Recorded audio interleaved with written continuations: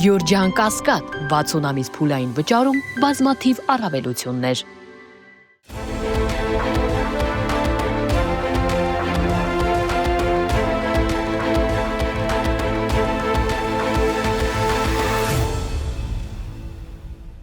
Բարև ձեզ Մեդիա Հաբի հարգելի հետևորդներ, այսօր մեդիա անալիտիկ հաղորդման շրջանակներում հյուրընկալել ենք ՀՀԿ երիտասարդական կառույցի ղեկավար Հենրիխ Դանիելյանին։ Բարև ձեզ պարոն Դանիելյան, շնորհակալ եմ մեզ հյուրընկալվելու համար։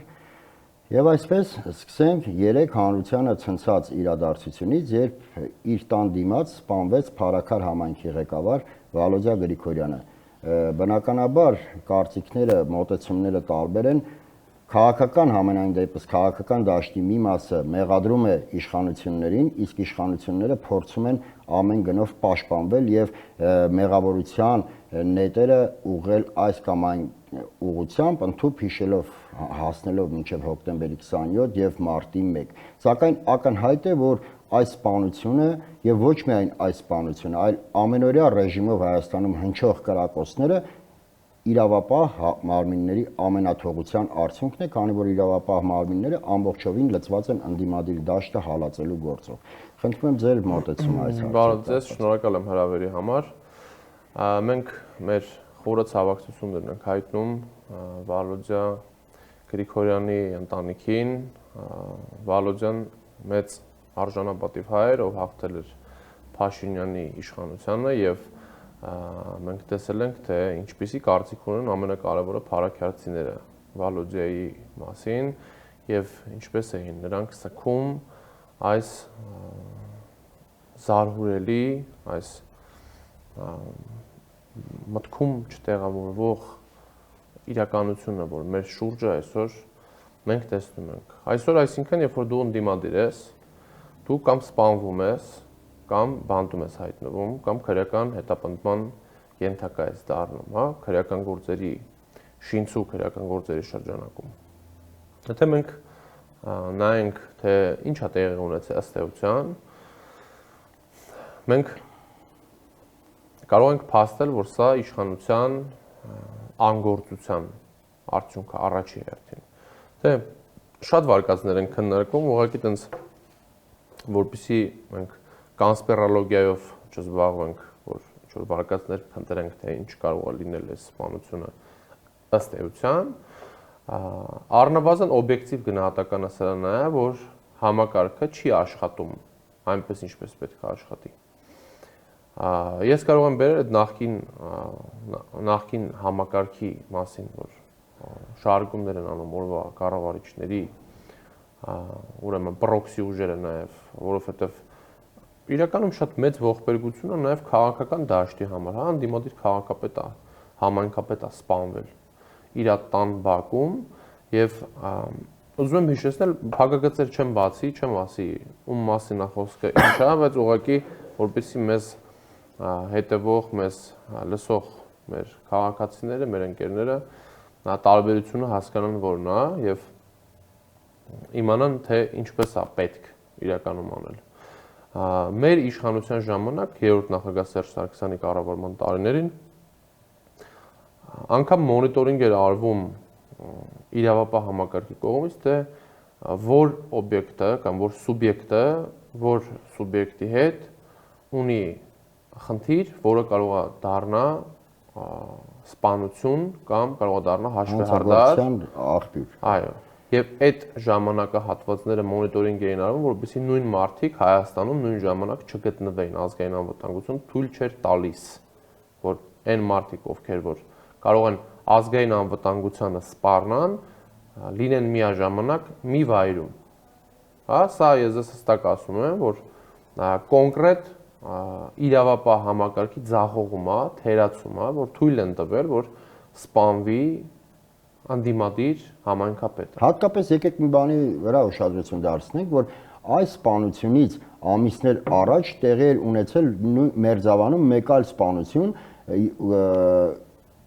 ինչը պետք է ահազանգ լիներ իրավապահ մարմինների համար, որ կարող է այդ սպանությունը ունենալ իր շարունակությունը։ Սակայն իրավապահ մարմինները թույլ տվեցին process-ները զարգանալ այնքան, մինչև մենք արդյունքում ունեցանք երկրորդ սպանությունը, որովհետև ելի եմ կրկնում իմ կարծիքով իրավապահ մարմինների թիվ 1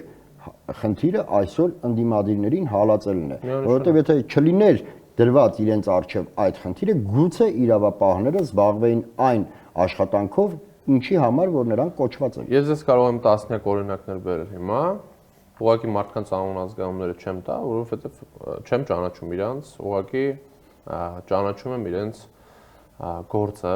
ուսումնասիրել եմ իրենց քրեական գործերը, որը որ մարդասպանության կամ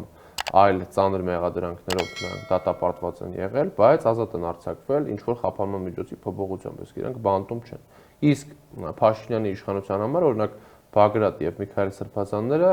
ավելի վտանգավոր են, Դա սպառնում են ուղիղ քան այն մարդիկ, ովքեր որ պոտենցիալ փաստաթղթավորված ինչ մարդասպանության հետ կապ ունեցող մարդիկ են, այսինքն իրանք այդ հանցագործության համար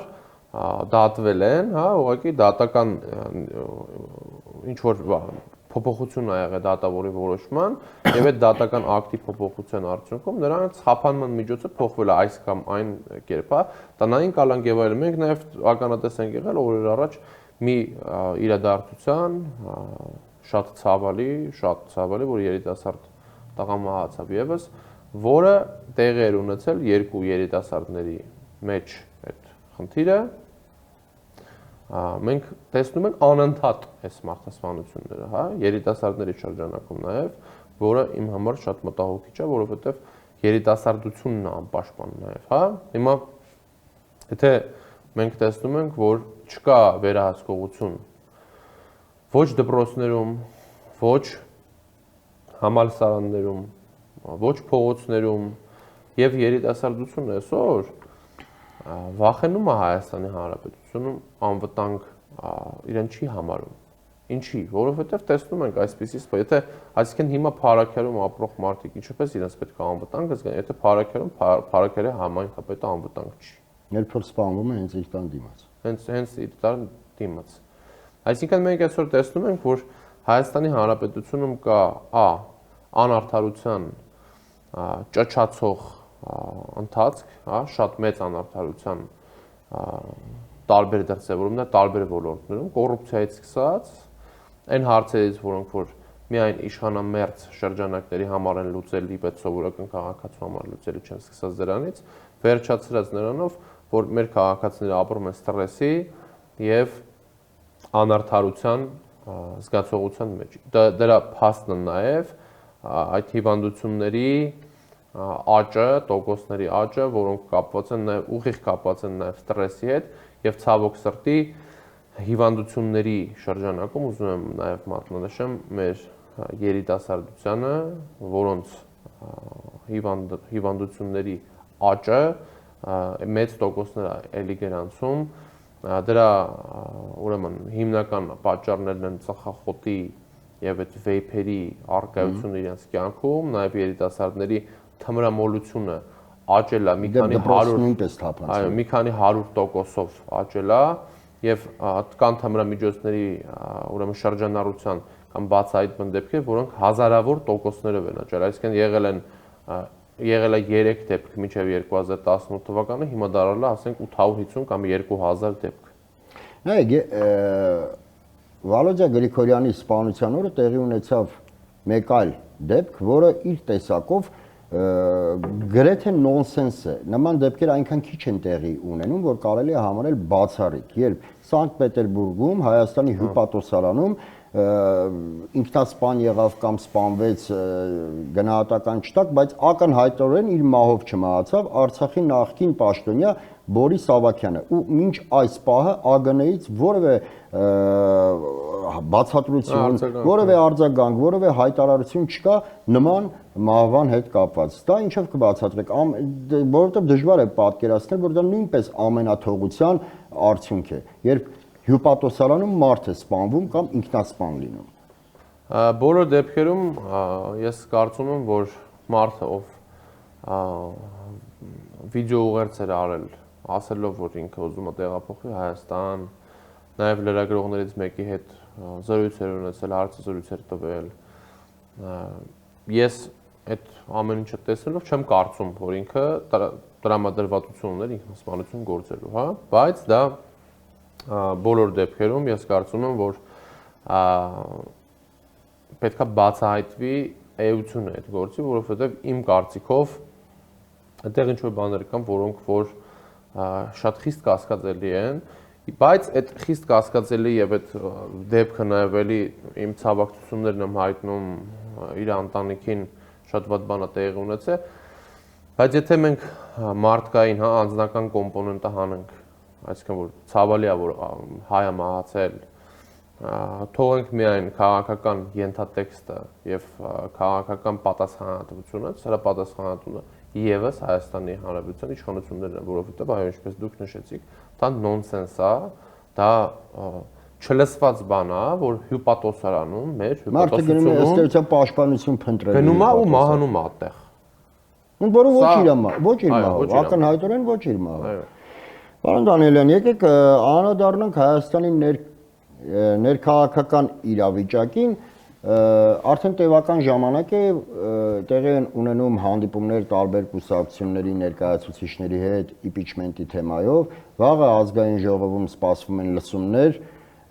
միաժամանակ, որքանով տեղյակ եմ, ազգային ժողովի դիմաց պետք է իրականացվի նաև ակցիա Նիկոլ Փաշինյանին անվստահություն հայտնելու հետ կապված, այլ խոսքով իմպիչմենտի հետ կապված։ Հիմա որ հանգրվանում ենք մենք գտնվում, որովհետև իմ կարծիքով իմպիչմենտը առավել արդյունավետ կարող է լինել այն դեպքում, երբ որ ազգային ժողովում ընթացող այդ քաղաքական process-ին զուգահեռ լինի նաև փողոցում մեծ ճնշում իշխանությունների հանդեպ, ըստ այդմ մեկը մեկին լրացնելով կարող է տալ իր ցանկալի արդյունքը։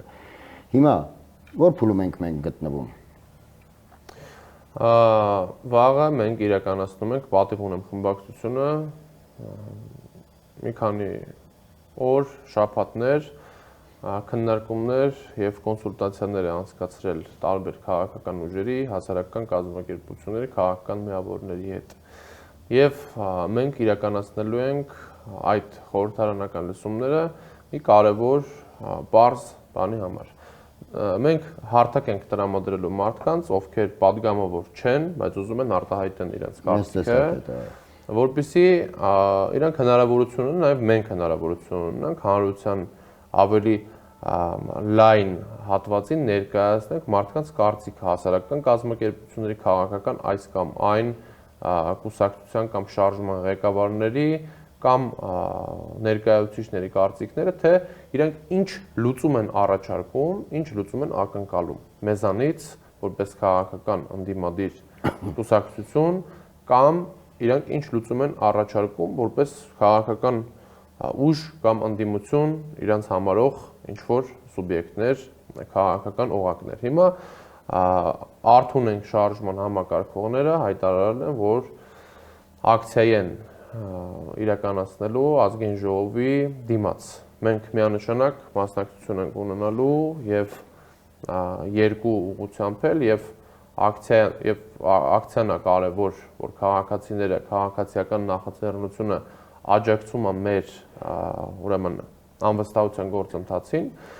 եւ ես միանշանակ ողջունում եմ այն քաղաքացիներին, ովքեր ցանկություն ունեն մեզ ազգային ժողովի դիմաց որպես ողջունի խոսք, ինչ որ խոսք ասեն նաև, թե իրենք ոնց են վերաբերվում, որովհետև սա մեր ընդհանուր հարցն է։ Իրենց անվստահությունը հայտնել գործող իշխանություն։ Խնդիրը ինչու՞մ է կայանում։ Ամենակարևոր բանը, որ ուզում եմ ես նշեմ, որ անվստահության գործընթացը դա հանրապետականին իշխանության բերելու կամ մեզ ընտրելու կամ ընտրացուցակները ավելի մեծացնելու կամ ավելի առաջ գցելու այս թեման չի։ Հանրապետական կուսակցությունը բազմիցս ցույց է տվել գործով, որ մեզ համար կարևոր չի իշխանության մեր գալը, մեր համար կարևոր է Փաշինյանի իշխանությունից հեռացումը։ Ըստ էության անվստահության գործընթացը շատ կարևոր հնարավորություն է ազատվելու լեգիտիմ ճանապարհով օրվա իշխանություններից, ազատվելու միասնական ճակատ ձևավորելով, ազատվելու այս ռեժիմի այն բարքերից, որոնք ինչպես տեսնում եք, մարդկանց կյանքեր են նաև խեղում եւ ճակատագրերը ճակատագրերը մարդկանց փոխում են։ Ինչի համար եմ սա ասում։ Նրանք փոխում են նաև ԿՊԻ ճակատագրերը, շատ մարդիկ շատ են նեղվում, որ ես սա ասում եմ, դրա համար հատուկ կրկնում եմ այս թեզը շատ սիրողների համար, հա։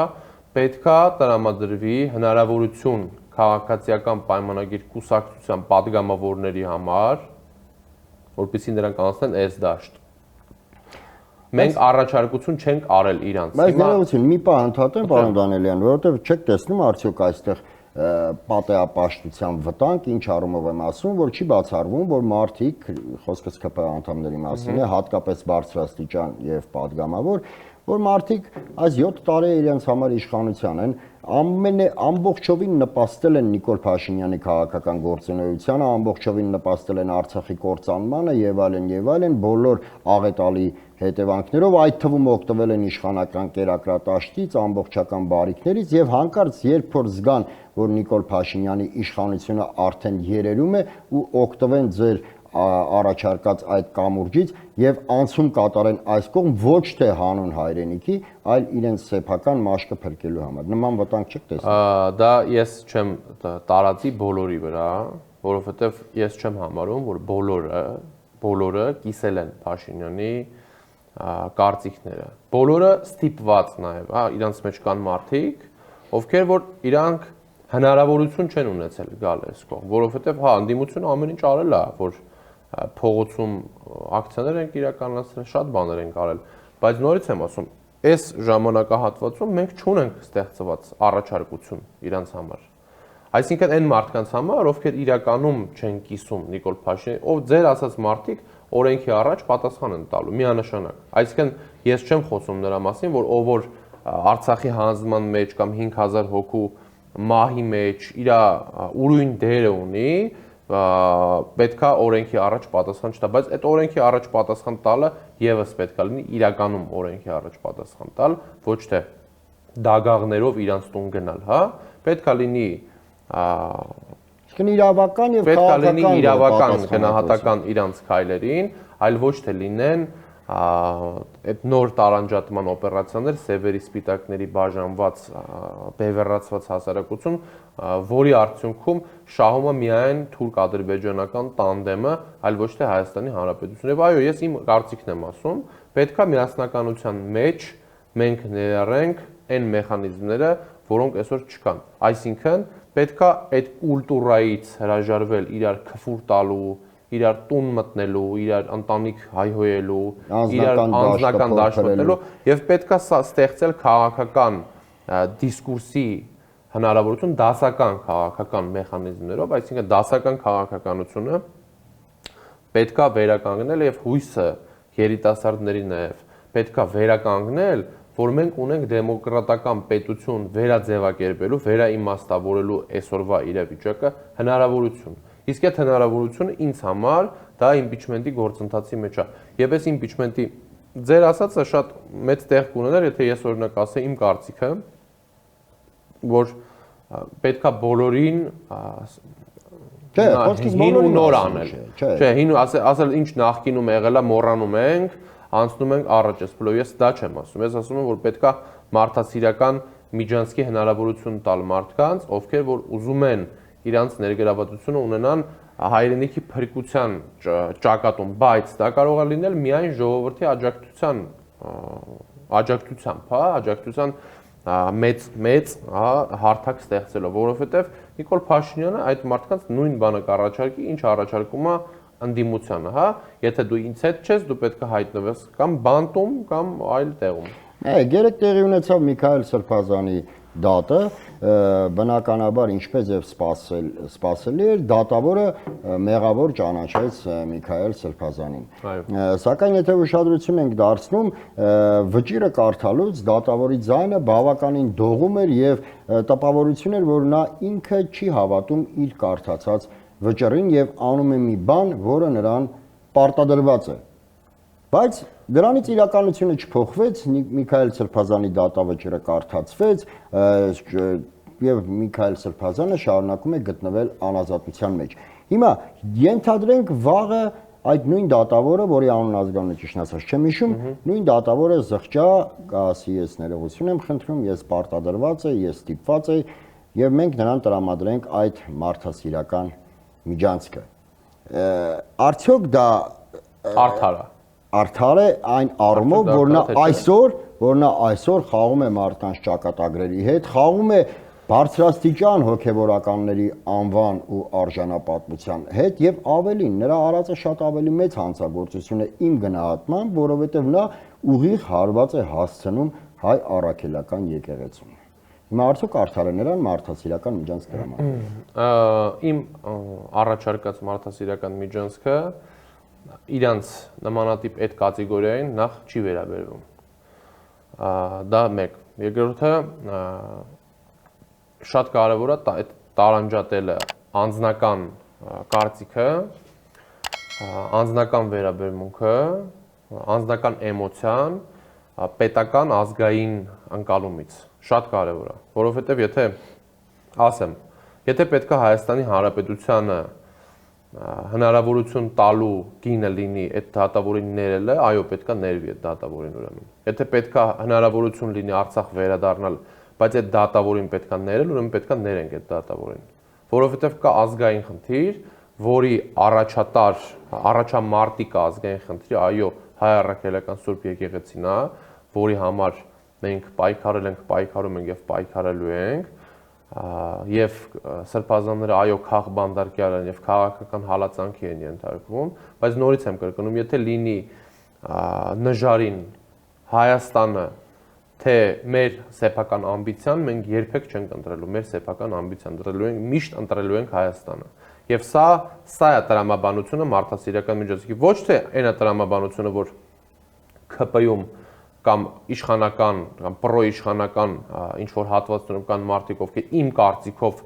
ներման ենթակա են։ Հայաստանի Հանրապետական կուսակցությունը 2018 թվականին միակ ընդդիմադիր կուսակցությունն էր Նիկոլ Փաշինյանին եւ միակն էր ընդդիմադիր դաշտում եւ մենք ամենաառաջինն ենք խոսել իրենց ապիկար լինելու, ոչ հայանապաստ գործողություններ անելու եւ այդ ոչ հայանապաստ գործողությունների հետևանքները այսպիսի տեսնելու տեսլականը մենք ենք առաջին առաջ քաշել, որ սենց է լինելու։ Բայց հիմա ես ասում եմ, որ մենք պետքա մի կողմ դնենք անձնական, սեփական ամբիցիաները եւ հասկանանք, որ մենք երկիր ենք կորցնում։ Այս երկրի կործանման, երկրի այս տանուլ տալու, նոր զիջումներից հրաժարվելու, այս կոլապսը, որ ձևավորվել է քաղաքական եւ գեոքաղաքական նաեւ, պետքա մենք ընդհատենք այդ կործանման ընթացքը։ Այդ ընդհատման համար պետքա վերաձևակերպել, վերադարձնել ներքին համերաշխությունը, միասնականությունը։ Իհարկե պետքա այն մարդիկ, ովքեր որ կոնկրետ հանցագործությունները պետքա բանտում նստեն, բայց այն մարդիկի, ովքեր որ պետքա ներվեն, նաև իհարկե պետքա ներման հնարավորություն տանք, որտեղ ձեր նշած շատ կարևոր եւ շատ ցավալի մեր համար հատվածը, հա, հոգեվորականների թիրախավորումը, նաև մենք պետք է հասկանանք, որպես ազգային ուժեր, որպես քրիստոնյաներ, որ քրիստոնեությունն է ասում առաջի հերթին, որ մենք պետք է կարողանանք ներենք մարդկանց եւ այդ ներման մեջ նաև պետք է լինի ազգային կոմպոնենտը, որ ազգային մեր ճակատը ամրացնելու, այսինքն հիմա չենք ամրացնելու, ստեղծելու ենք, որովհետև ազգային ճակատը Նիկոլ Փաշինյանը քանդել է, որը որ մենք ունեցել ենք տասնյակ տարիներ, հազարամյակներով ի վեր, հա, չի եղել նման բան, ոչ հեթանոս արքաների, ոչ Օսմանյան կայսրության, ոչ այլ դեպքում չի եղել մի հայկական իշխանություն, Հայաստանի Հանրապետության ներկայացուցիչ հայ ինչ որ խումբ, որը թիրախավորել է հարձակումներ գործել հայ առաքելական Սուրբ եկեղեցու վրա։ Պարոն Դանիելյան, Վաշինգտոնում Նիկոլ Փաշինյանը նախաստորագրեց խաղաղության պայմանագիրը, համաձայնագիրը, կներեք, համաձայնագիրը, թեպետ նա Թրամփի մոտ տպավորվեց որպես Ալբանիայի ղեկավար, բայց այնուամենայնիվ նա իր այդ նախաստորագրած, նույնիսկ իր չէ, այլ արտաքին գործերի նախարարների մակարդակով նախաստորագրված խաղաղության համաձայնագիրը փորձում է, այսպես չակերտավոր ասած, ծախել ժողովրդի վրա եւ Գելապի վերջին հարցումները ցույց են տվել, որ նրան դա որոշակի հաջողվել է, քանի որ եթե չեմ սխալվում, մոտ 5% ԿՊ-ի վարկանիշը բարձրացել է, որովհետև նա հանրությանը մանիպուլացնում է իր իսկ ձևակերպման ասած սնուցող մայրերին եւ նահապետ հայրերին մանիպուլացնում է եւ խաղաղությունը ներկայացնում է որպես արդեն հաստատված փաստ, այսինքն որ մենք իբր արդեն ապրում ենք խաղաղության դարաշրջանում։ Հիմա կան տեսակետներ, որ չի բացառվում, որ Նիկոլ Փաշինյանը օգտվի իր համար ստեղծված բարենպաստ վիճակից եւ հենց ինքը գնա արտահերթ ընտրությունների, լսած կլինեք այդ տեսակետի մասին, որը իդեպ քաղաքականություն մեջ, քանի որ ոչինչ չի բացառվում, նաև հնարավոր է այդ տարբերակը։ Հիմա եթե Նիկոլ Փաշինյանը գնա արտահերթ ընտրությունների, արդյոք քաղաքական դաշտը, ընդդիմադիր քաղաքական ուժերը կհասցնեն վերադասավորվել ստեղծված նոր իրավիճակի պայմաններում։ Եվ ներողություն, ինչ են այդ դեպքում ընդդիմադիր ուժերը հակադարձելու, նկատի ունեմ քարոզարշավի ընթացքում, հակադարձելու Նիկոլ Փաշինյանի նախաստորագրված, այո, թեզերին հենց ձևակերպում։ Շատ լավ, տեսեք, նախ սկսենք նրանից, որ Հայաստանի Հանրապետական կուսակցությունը 2018 թվականից ի վեր որևէ ընտրության չի պատրաստվել։ Մենք ոչ թե ընտրության քարոզարշավի պայքար ենք տարել, այլ մենք տարել ենք ազգային ազատագրական ճակատ ձևավորելու եւ Նիկոլ Փաշինյանին իշխանությունից հեռացնելու հնարավորություն ստեղծելու քայլերի գործընթաց ենք իրականացրել։ Ինչա դա իրենից ենթադրում։ Հայաստանի Հանրապետական կուսակցությունը 24/7 ռեժիմով աշխատում է, այսինքն մեր գրասենյակները միշտ բաց են տարբեր մարզերում, Երևանի բոլոր վարչական շրջաններում եւ բոլոր մարզերում մենք ունենք մեր տարածքային կազմակերպությունները, որտեղ մենք ծավալում ենք աշխատանք մեր քաղաքացիների հետ։ Սրան նաև ուզում եմ հավելեմ, որ ես Գելափի հարցումներին չեմ հավատում, սա իմ անձնական սուբյեկտիվ կարծիքն է։ Դրա համար ես չեմ կարող Գելափով վերլուծություն անեմ Փաշինյանի ռեյտինգը բարձրացել է թե ընկել է։ Եվ Փաշինյանի ընտրության, գնալ չգնալու մասով ես ասեմ, որ մենք բոլոր ընթացքներին պատրաստ ենք Հանրապետական կուսակցությունը, բայց մենք ասում ենք, որ տղեկ, եթե լինի արտահերթ կամ հերթական ընտրություններ, սահմանադրությունը մեզ տալիս է impeachment անելու հնարավորություն։ Ինչու չանենք դա։ Չկանխենք Նիկոլ Փաշինյան։ Հա, ինչի չանենք դա։ Օրինակ ինձ ով կարա բացատրի դա, ինչու դա չանենք։ Լավ, ասում են դա կարող է չստացվի։ Ես սա այս թեզը բազմիցս ասել եմ, նորից եմ ասում։ Առաջի Ղարաբաղյան հերոսամարտն էլ կարողա չստացվեր, Շուշին էլ կարողա չազատագրվեր։ Կարողա ցեղասպանությունը տասնյակ եւ հարյուրավոր այլ մարդիկ չընդունեին, որոնք որ ընդունել են։ Իլհամ Ալիևը կարողա չասեր, որ իրան փակ դռների հետում ստիպում են ճանաչել Արցախի անկախությունը։ Էրդողանը կարողա 16 թվականին մաս կազմեր։ Հայաստանին չհաջողվեր նենց անել, որ մաս չկազմի Արցախյան հակամարտություն, բայց մենք այս ամեն ինչը արել ենք։ Հիմա եթե մենք տենց այդ տրամաբանությամբ նայենք, որ եթե դա կարողա չստացվի, կարողա Նիկոլ Փաշինյանը ընտրությունները կրի, չգնանք ուրեմն ընտրության ոչ մեկս։ Ասենք չմասնակցենք ընտրության, որովհետև մեծ հաշվով կարողա Փաշինյանը կրի այդ ընտրությունները։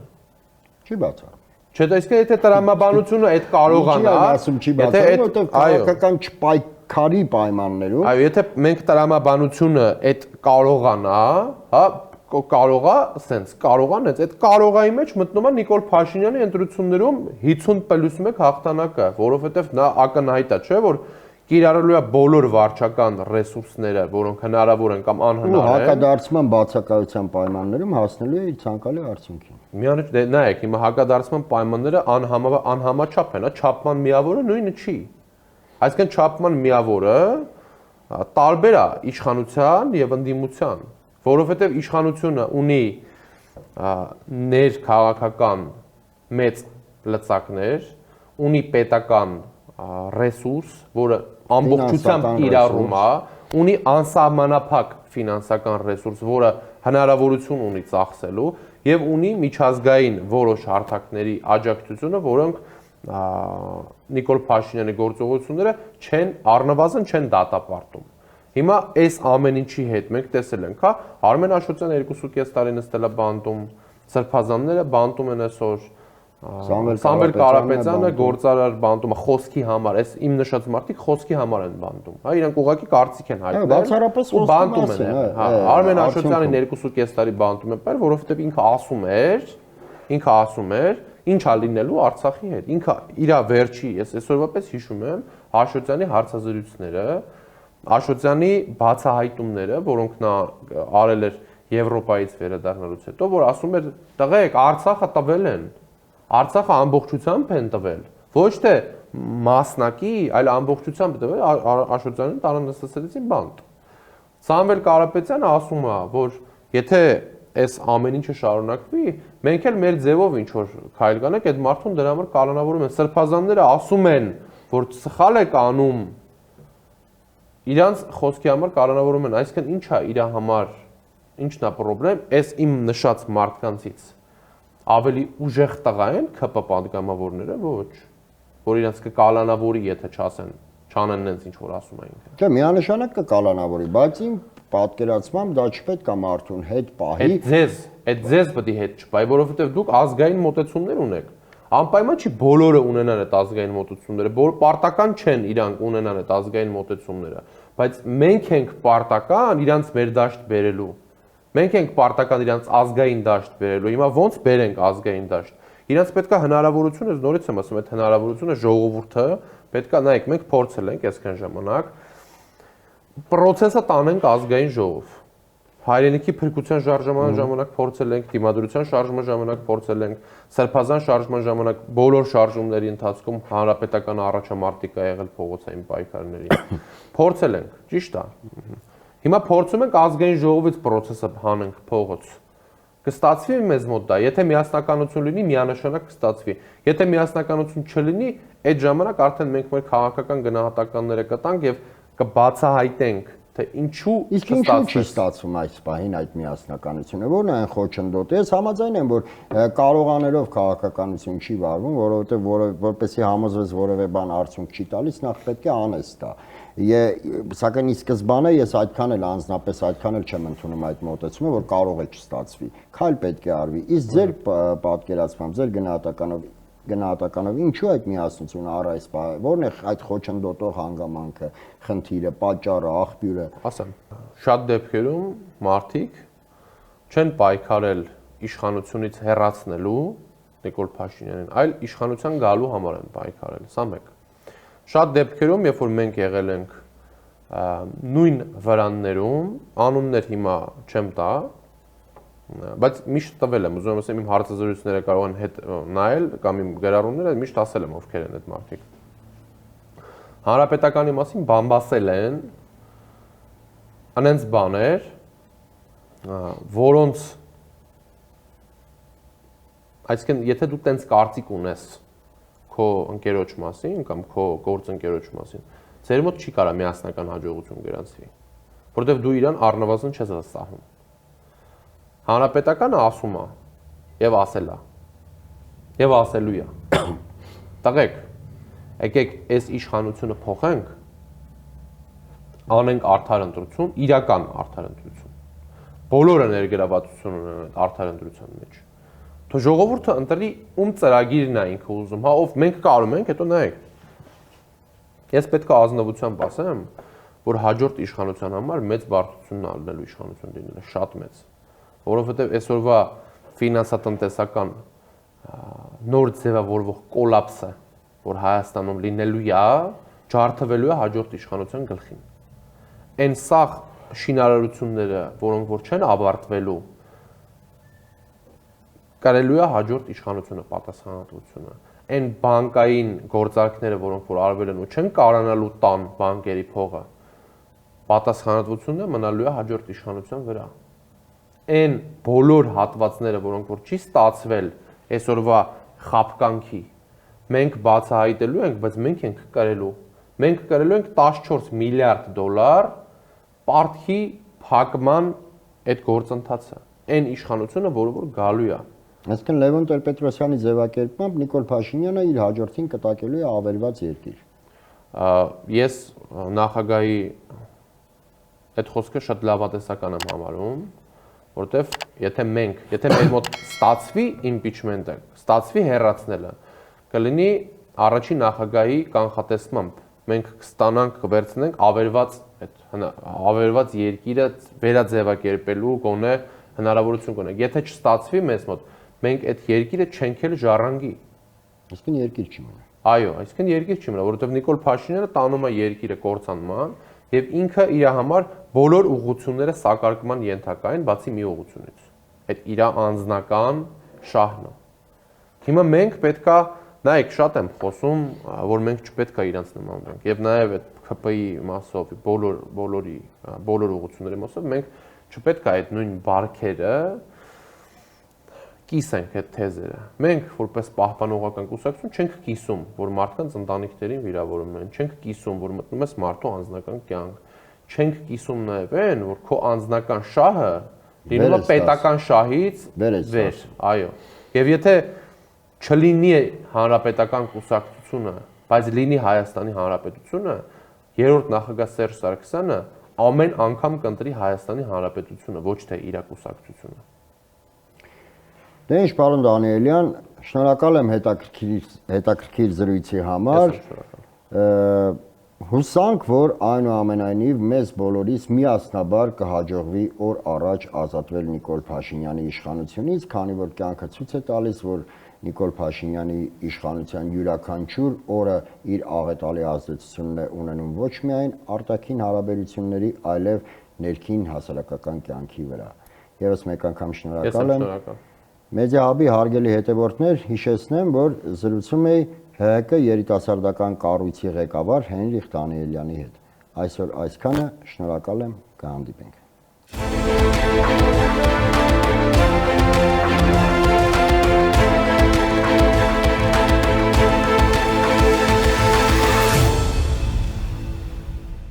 Գյուրջան Կասկադ 60 ամիս փուլային վճարում բազմաթիվ առավելություններ